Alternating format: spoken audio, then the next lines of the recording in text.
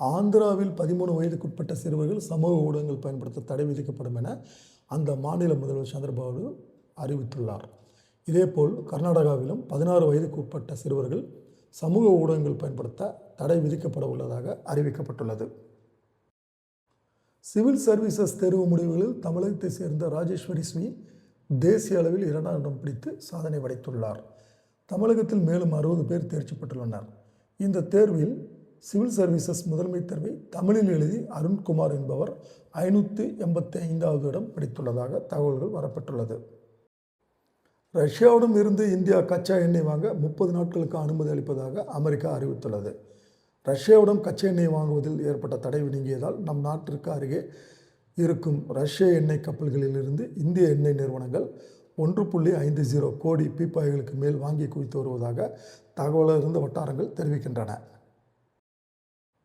நேற்றைய விலை தங்கம் 1 கிராம் 14,960, வெள்ளி 1 கிராம் 290, $91 $92. கச்சா எண்ணெய் ஒரு பீப்பாய் $87.44.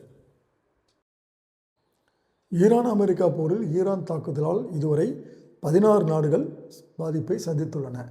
இதில் உச்சகட்டமாக ஈரானில் பலி எண்ணிக்கை 1230ஆகவும், இலங்கைக்கு அருகில் நடைபெற்ற கடற்படை விபத்தில் பலி எண்ணிக்கை 87ஆகவும், லெபனானில் பலி எண்ணிக்கை 72ஆகவும் இருக்கிறது. இதற்கிடையில் ஈரான் போரை முழுமையாக முடித்த பின் கியூபா மீது கவனம் செலுத்தப்படும் என அமெரிக்க அதிபர் டொனால்ட் ட்ரம்ப் தெரிவித்துள்ளார். நேபாளத்தில் நடந்து முடிந்த பார்லிமெண்ட் தேர்தலில் ராப் இசை பாடகராக இருந்து அரசியல்வாதியாக மாறிய பாலேந்திர ஷா தலைமையிலான RSP எனப்படும் தேசிய சுதந்திர கட்சி தனிப்பெரும்பான்மையுடன் வெற்றி பெற்று ஆட்சி அமைக்க உள்ளது. தொடர்ந்து போராட்டம் நடத்திய நிலையில் ஒப்பந்த முறையில் பணியாற்றும் செவிலியர்களுக்கு 26 வாரங்கள் மகப்பேறு விடுப்பு வழங்க மக்கள் நல்வாழ்வுத்துறை உத்தரவு பிறப்பித்துள்ளது. தமிழகத்தில் ஆதரவற்ற விதவை சான்றிதழ் பெறுவதற்கான மாதாந்திர வருமான உச்சவரம்பு உயர்த்தப்பட்டுள்ளது. குடும்ப ஓய்வூதியம், தனிப்பட்ட தொழில் வருமானம் உள்ளிட்ட அனைத்து வழிகளிலும் கிடைக்கும் மாத வருமானம் 8000 ரூபாய்க்குள் இருக்க வேண்டும் என அரசால் தெரிவிக்கப்பட்டுள்ளது.